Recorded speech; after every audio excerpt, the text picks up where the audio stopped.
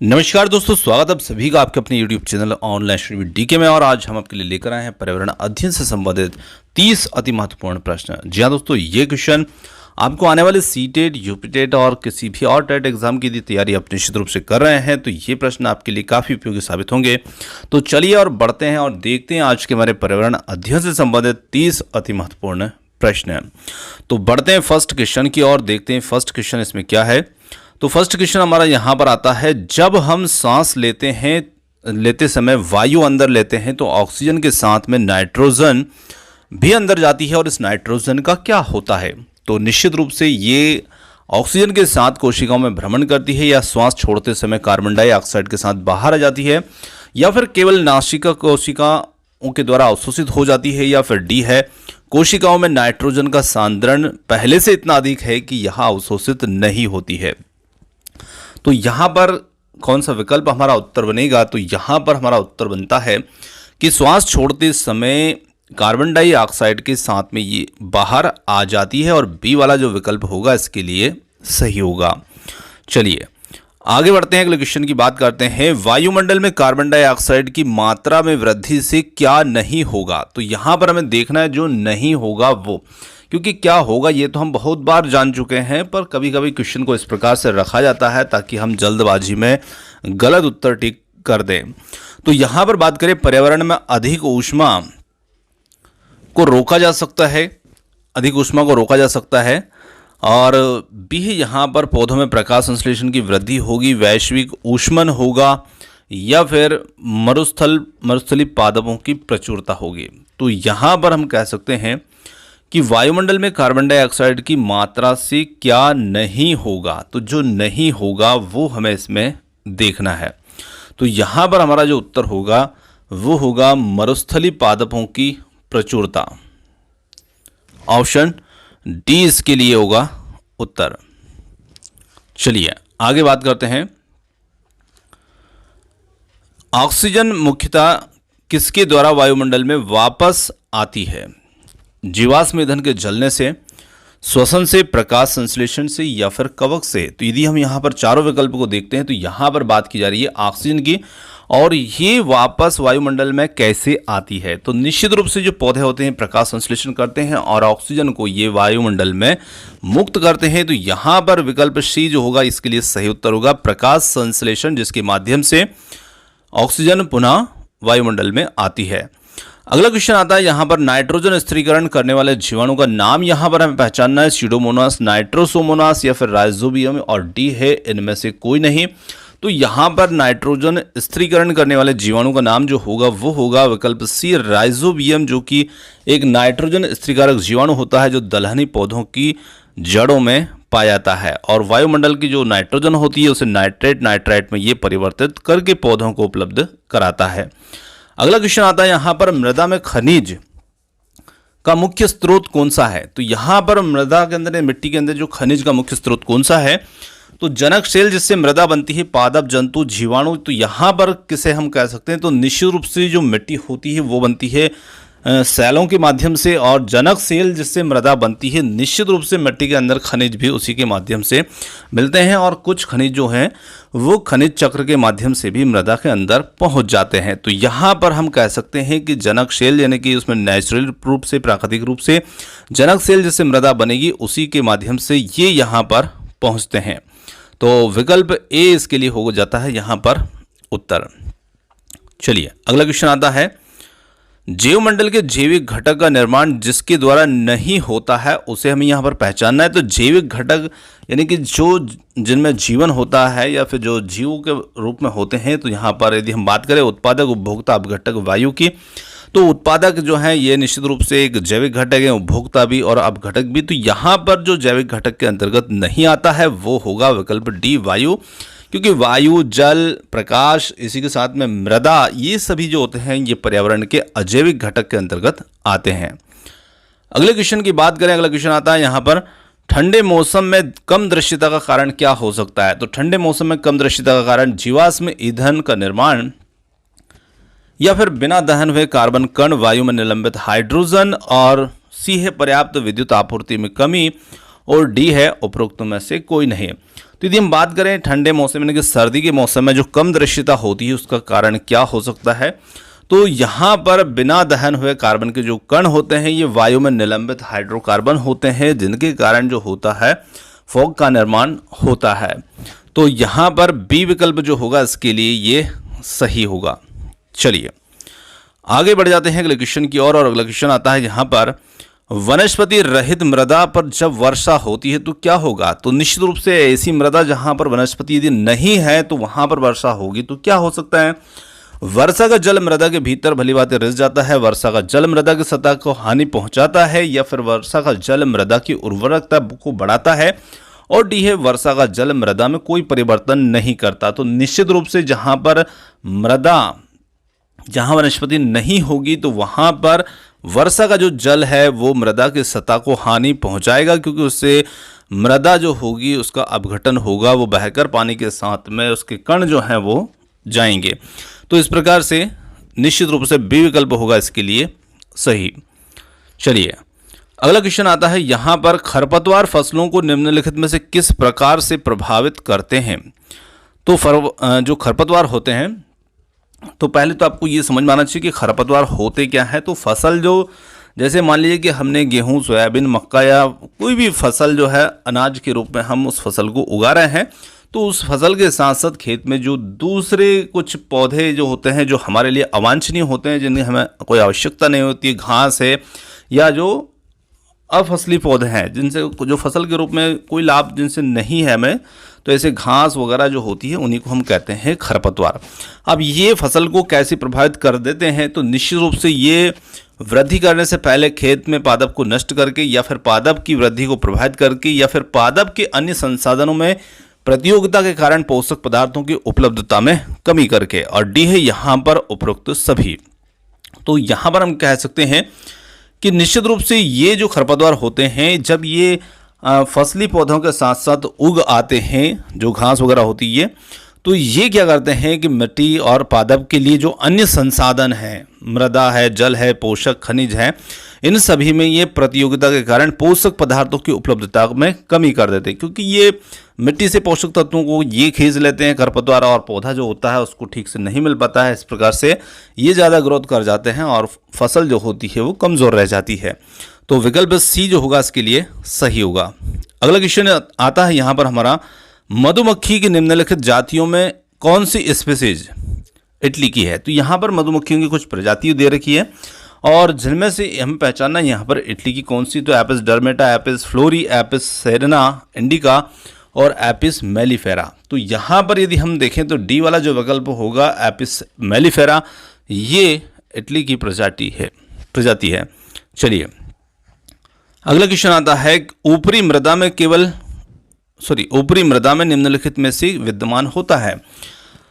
केवल ह्यूमस तथा सजीव, केवल ह्यूमस तथा मृदा कणिकाएं, या ह्यूमस सजीव तथा पादप, ह्यूमस सजीव तथा मृदा कणिकाएं। तो देखिए ऊपरी मृदा यानी कि जो हमारी मिट्टी होती है, पृथ्वी की ऊपरी परत जहाँ पर मिट्टी होती है, तो जो मिट्टी की ऊपरी परतें होती है तो उसके अंदर हम देखते हैं कि ह्यूमस भी होते हैं, कुछ सजीव भी होते हैं और मृदा कणिकाएं भी होती है। तो डी विकल्प जो होगा ये इसके लिए सही होगा। आगे बात करते हैं, यदि पृथ्वी के चारों ओर वायुमंडल नहीं होता तो पृथ्वी का जो तापमान है वो किस प्रकार से प्रभावित होता।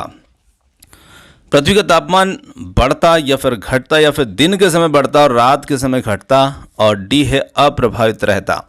तो यदि वायुमंडल नहीं होता तो वायुमंडल क्या है, एक कंबल की तरह हमें हमारे पृथ्वी को चारों ओर से लपेटे हुए है, जो कि हमारी पृथ्वी का जो एक संतुलन है वातावरण का या तापमान का वो बनाने का कार्य करता है। तो यदि ये नहीं होता तो निश्चित रूप से दिन के समय तापमान जो है वो बढ़ता और रात के समय तापमान जो है वो घटता, क्योंकि जब रात पृथ्वी गर्म हो जाती है तो यही वायुमंडल जो होता है उसको कुछ रोक के रखता है, जिससे कि हमें यहाँ पर इतना ज़्यादा सर्दी के मौसम में इतना ठंड भी नहीं लगता। तो इस प्रकार से यह दिन के समय बढ़ता और रात के समय घटता। तो इस प्रकार से वायुमंडल हमारे लिए एक जीवन रक्षक कवच के रूप में हमारे लिए तापमान का संतुलन करता है। आगे बात करते हैं, यहाँ पर निम्न कारकों में से कौन सा एक कारक प्रकृति में मृदा की बनावट में पहल नहीं करता। सूर्य, जल, पवन या पॉलीथीन के थैले। तो यहाँ पर देखें सूर्य, जल, पवन जो और डी है पॉलीथीन के थैले। तो पॉलीथीन के जो थैले हैं ये मिट्टी के या प्रकृति में मृदा की बनावट में किसी भी प्रकार से पहल नहीं करते और बाकी अन्य कारक जो हैं प्रत्यक्ष अप्रत्यक्ष रूप से निश्चित रूप से मृदा की बनावट में पहल करते हैं। तो डी विकल्प जो होगा इसके लिए होगा सही उत्तर। अगला क्वेश्चन आता है, वायु में उपस्थित नाइट्रोजन के अणु निम्नलिखित के कारण नाइट्रेट अथवा नाइट्राइट में परिवर्तित हो जाते हैं।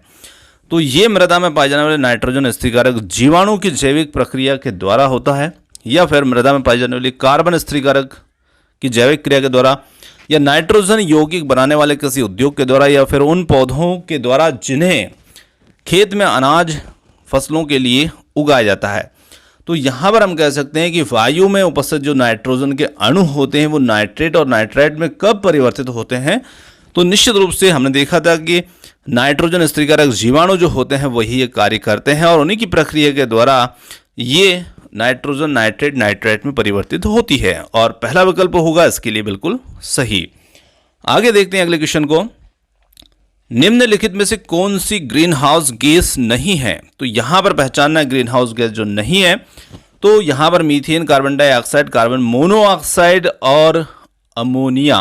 तो यहां पर वैसे देखा जाए तो जो कार्बन मोनोऑक्साइड है ये भी नहीं होती है, ठीक है ना।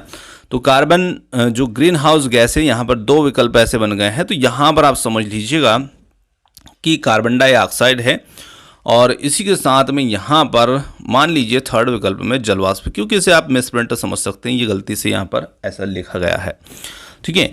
अब ये ठीक है, यहाँ पर सी विकल्प में जलवाष्प है और डी विकल्प में है अमोनिया। तो देखिए यहाँ पर चाहे हम डी वाले की जगह पर ये लिख सकते थे, तो कोई भी एक यहाँ पर यानी कि मीथेन, कार्बन डाइऑक्साइड, जलवाष्प आदि जो हैं ये ग्रीन हाउस गैसों के अंतर्गत शामिल होती है, मतलब जो ग्लोबल वार्मिंग को बढ़ावा देती है। तो निश्चित रूप से यहाँ पर यदि हम देखें तो मीथेन, कार्बन डाइऑक्साइड, जलवाष्प और एक नाइट्रोजन के जो ऑक्साइड होते हैं ये भी इसमें आते हैं। तो डी विकल्प यहाँ पर मान सकते हैं हम इसका उत्तर। देखिए जलवाष्प भी ग्रीन हाउस के लिए जिम्मेदार होता है। हो सकता है कि आपने शायद इसको नहीं देखा हो, तो आप बिल्कुल निश्चिंत रहिएगा, जलवाष्प जो होता है वो भी ग्रीन हाउस गैसों के अंदर इसको शामिल किया जाता है, क्योंकि ग्लोबल वार्मिंग इससे भी बढ़ती है। आगे बात करते हैं कार्बन चक्र में कौन सा चक्र यहाँ पर सम्मिलित नहीं है। तो यहाँ पर हमें देखना है जो चक्र कार्बन चक्र में सम्मिलित नहीं है उसे प्रकाश संश्लेषण, वाष्पोत्सर्जन, श्वसन या फिर जीवाश्म ईंधन को जलाना। तो यहाँ पर हम देखें तो प्रकाश संश्लेषण है, वाष्पोत्सर्जन है, श्वसन है और जीवाश्म ईंधन है। तो इन सभी के अंदर निश्चित रूप से कहीं ना कहीं कार्बन जो होता है वो रिसाइकल होता ही है, मतलब उसमें एक चक्र के रूप में ये चेंज उसमें चेंज होता ही रहता है और एक से दूसरे में ट्रांसफर होता है। तो यहाँ पर यदि हम देखें तो वाष्पोत्सर्जन जो है इसमें ये शामिल नहीं है, कार्बन चक्र इनमें इसमें शामिल नहीं होगा। तो बी विकल्प जो होगा इसके लिए उत्तर होगा। चलिए आगे बात करते हैं अगले क्वेश्चन की। ओजोन छिद्र का अर्थ है। तो ओजोन छिद्र का क्या अर्थ है? ओजोन परत में एक बड़े आकार का छिद्र, ओजोन परत का पतला होना या ओजोन परत में छिद्रे हुए छोटे छिद्र, ओजोन परत में ओजोन का मोटा होना। तो देखिए ओजोन छिद्र का मतलब होता है ओजोन परत का पतला होना, क्योंकि जो लेयर है ओजोन की वो धीरे धीरे कमज़ोर होगी, पतली होगी, तो निश्चित रूप से अपने आप वहाँ पर छिद्र बनना ही है। तो निश्चित रूप से बी विकल्प जो होगा इसके लिए सही होगा, ओजोन परत का पतला होना। चलिए आगे बात करते हैं। ओजोन परत का ह्रास हो रहा है क्योंकि मोटर गाड़ियों का अत्यधिक उपयोग है, या औद्योगिक इकाइयों का अत्यधिक निर्माण है, या फिर सी है मनुष्य निर्मित यौगिक जिनमें क्लोरीन और फ्लोरीन दोनों शामिल हैं का अत्यधिक उपयोग होना, और डी है वनों की अत्यधिक कटाई। तो यहाँ पर हम कह सकते हैं कि ओजोन परत का जो ह्रास हो रहा है वो हो रहा है CFC मुख्य रूप से इसके लिए जिम्मेदार है, जिसे हम क्लोरोफ्लोरोकार्बन कहते हैं। और ये जो फ्रियान या प्रशीतक होते हैं, फ्रिज वगैरह, एयर कंडीशनर वगैरह, इनमें ये ज़्यादातर इसका उपयोग होता है। तो निश्चित रूप से ऐसे कुछ यौगिक हैं जो मनुष्य के द्वारा निर्मित हैं जिनमें क्लोरीन और फ्लोरीन दोनों को शामिल किया है, इनका अत्यधिक उपयोग होना, और इनका अधिक उपयोग होना मतलब कि CFC का उपयोग होना। तो यहाँ पर सी विकल्प इसके लिए उत्तर हो जाता है। आगे बात करते हैं अगले क्वेश्चन की। अगला क्वेश्चन आता है यहाँ पर जल प्रदूषण शब्द की परिभाषा कई प्रकार से दी जा सकती है और निम्नलिखित में से किस कथन में उचित परिभाषा नहीं है। तो हमें यहाँ पर उस कथन को देखना है जिसमें जल प्रदूषण की जो सही परिभाषा शामिल नहीं है। जलाशय में अवांछित पदार्थों का मिलाया जाना, बिल्कुल हम इसे प्रदूषण कह सकते हैं। जलाशयों में वांछनीय पदार्थों का निकाला जाना, जलाशयों से वांछनीय पदार्थों का निकाला जाना। और सी है यहाँ पर जलाशयों के दाब में परिवर्तन और डी है जलाशयों के ताप में परिवर्तन। तो देखिए, यदि हम देखें तो कुछ विकल्प ऐसे हैं जो जल प्रदूषण को दर्शाते हैं, जिनसे पता चल रहा है कि जल प्रदूषण हो रहा है। पर यहाँ पर यदि जलाशयों में दाब में परिवर्तन को देखें, सी विकल्प को, तो ये किसी प्रकार से जल प्रदूषण को नहीं दर्शा रहा है, तो ये उचित परिभाषा इसमें नहीं होगी। चलिए आगे बढ़ते हैं अगले क्वेश्चन की ओर। अगला क्वेश्चन आता है, निम्नलिखित में से पर्यावरण की कौन सी समस्या हाल में ही उत्पन्न हुई है, जिसमें ओजोन परत का ह्रास, ग्रीन हाउस का प्रभाव, वैश्विक ऊष्मन या फिर ये सभी। तो निश्चित रूप से पर्यावरण की ये सभी समस्याएं जो हैं ये हाल ही में उत्पन्न है, मतलब कि ये वर्तमान में भी ये चल रही है। तो निश्चित रूप से ये डी विकल्प जो होगा इसके लिए सही होगा। और इन्हीं सभी के प्रति सभी जो वैज्ञानिक हैं और सभी व्यक्ति जो हैं निश्चित रूप से इसके प्रति जागरूक हैं और इनको कम करने का प्रयास भी कर रहे हैं। तो यहाँ पर डी विकल्प इसके लिए हमारा उत्तर होगा। अगला क्वेश्चन आता है, निम्नलिखित पोषकों में से कौन सा पोषक उर्वरकों में उपलब्ध नहीं होता? Nitrogen, phosphorus, iron, potassium. तो यहाँ पर हम देखें तो आयरन जो होता है ये नहीं होता, बाकी अन्य जो तीनों हैं ये निश्चित रूप से आपको देखने को मिलेगा। जैसे आप उर्वरक जो होता है उसकी बोरियों पर देख सकते हैं NPK लिखा होता है, जिसमें नाइट्रोजन, फास्फोरस और पोटेशियम होता है और इनका एक अनुपात इस पर भी लिखा होता है। अगला क्वेश्चन आता है यहाँ पर, मछली उत्पादन में अपार वृद्धि कहलाती है। तो यहाँ पर ये प्रश्न क्रांति से संबंधित है, जिसे मछली उत्पादन में अपार वृद्धि जो होगी निश्चित रूप से कौन सी क्रांति के रूप में होगी? श्वेत, हरित या फिर नीली क्रांति या फिर ये सभी। तो यहाँ पर हम कह सकते हैं कि यदि श्वेत क्रांति की बात करें तो दुग्ध उत्पादन है, हरित क्रांति जो है फसल उत्पादन, गेहूं उत्पादन से संबंधित है, और नीली क्रांति जो है ये मछली उत्पादन में अपार वृद्धि से संबंधित है। तो इसे हम नीली क्रांति कहेंगे और सी विकल्प इसके लिए सही होगा। आगे बढ़ते हैं, अगले क्वेश्चन की बात करते हैं। विषाणु से हेपेटाइटिस रोग होता है और यह रोग निम्नलिखित में से किस एक के द्वारा संचरित होता है? वायु, जल, भोजन या फिर व्यक्तिगत संपर्क। तो यहाँ पर हम कह सकते हैं कि हेपेटाइटिस जो रोग होता है ये विषाणु से तो होता है, पर ये संचरित किसके माध्यम से हो सकता है? तो ये निश्चित रूप से जल के माध्यम से संचरित होता है और बी विकल्प होगा इसके लिए सही। चलिए आगे बढ़ते हैं, अगले क्वेश्चन को देखें। निम्नलिखित में से कौन सी बीमारी मच्छर के द्वारा नहीं फैलती है? डेंगू, मलेरिया, मस्तिष्क ज्वर या फिर न्यूमोनिया। तो यदि हम देखें यहाँ पर तो जो न्यूमोनिया है ये किसी भी प्रकार से मच्छर से संबंधित बीमारी नहीं है और डी विकल्प होगा इसके लिए यहाँ पर सही उत्तर। चलिए अगले क्वेश्चन की बात करें। निम्न में से कौन सा रोग प्रोटोजोआ प्राणियों के द्वारा होता है? तो यहाँ पर हमें पहचानना है प्रोटोजोआ के प्राणियों के द्वारा होने वाला रोग, मलेरिया, इन्फ्लुएंजा, एड्स या फिर हेजा। तो यहाँ पर उत्तर होगा हमारा मलेरिया। चलिए अगला क्वेश्चन आता है, निम्नलिखित में से कौन सा व्यक्ति के स्वास्थ्य पर दीर्घकालिक प्रभाव डालता है? खांसी, जुकाम, चिकन पॉक्स, तंबाकू चबाना, तनाव। तो यहाँ पर उत्तर होगा सी, तंबाकू चबाना जो है ये व्यक्ति के स्वास्थ्य पर दीर्घकालिक प्रभाव डालता है। अगला क्वेश्चन आता है हमारा यहाँ पर, जीवमंडल के जैविक घटक का निर्माण निम्न में से किसके द्वारा नहीं होता है? तो क्वेश्चन हमारा जो है ये रिपीट हो गया, हम पहले भी देख चुके हैं। तो वायु जो होगा ये इसमें हमारा सही उत्तर होगा, ये जैविक घटक नहीं है। चलिए आगे बात करते हैं अगले क्वेश्चन की। बंजर सेल पर लाइकेन की वृद्धि की बात किसकी वृद्धि होती है? मांस, फर्न, जिम्नोस्पर्म या शैवाल की। तो यहाँ पर हमारा सही उत्तर होगा मांस की। चलिए आगे क्वेश्चन आता है अगला, जलीय पर्यावरण में विशेष तापक्रम परिवर्तन प्रभावित कर सकता है? तो किसे प्रभावित कर सकता है? यदि जलीय पर्यावरण में विशेष तापक्रम जो होगा वो प्रभावित किसे कर सकेगा? जंतु में प्रजनन, जलीय पौधों में अधिक वृद्धि या जंतु में पाचन की प्रक्रिया, पोषकों की उपलब्धता। तो निश्चित रूप से ये जंतु में प्रजनन को प्रभावित कर सकता है और पहला ही विकल्प जो होगा इसके लिए सही। चलिए आगे देखते हैं अगले क्वेश्चन को। अगला क्वेश्चन आता है हमारा, मृदा में अपरदन किसके द्वारा रोका जा सकता है? वनों का विकास करके, वनों का कटाई करके, या फिर उर्वरकों का अत्यधिक उपयोग करके, या फिर जंतुओं के द्वारा अतिचारण। तो हम यहाँ पर मृदा अपरदन को कम करने का प्रयास कर रहे हैं। तो एक ही विकल्प ऐसा है जिससे कि मृदा अपरदन को कम किया जा सकता है और बाकी मृदा अपरदन को बढ़ावा देने वाले विकल्प हैं। तो यहाँ पर वनों का विकास करके ही मृदा अपरदन को रोका जा सकता है। तो पहला ही विकल्प इसके लिए सही होगा और बाकी अन्य तीन जो हैं ये मृदा अपरदन को बढ़ावा देने वाले हैं। तो दोस्तों यहाँ पर आज के हमारे पर्यावरण अध्ययन से संबंधित 30 अति महत्वपूर्ण प्रश्न समाप्त होते हैं। क्वेश्चन आपको कैसे लगे कमेंट्स करके जरूर बताइएगा और वीडियो पसंद आया तो वीडियो को लाइक शेयर चैनल को सब्सक्राइब करना मत भूलिएगा। आपने जो समय दिया उसके लिए बहुत बहुत धन्यवाद। Thanks for watching. मिलते हैं जल्द ही एक और नए किसी अगले वीडियो के साथ। धन्यवाद।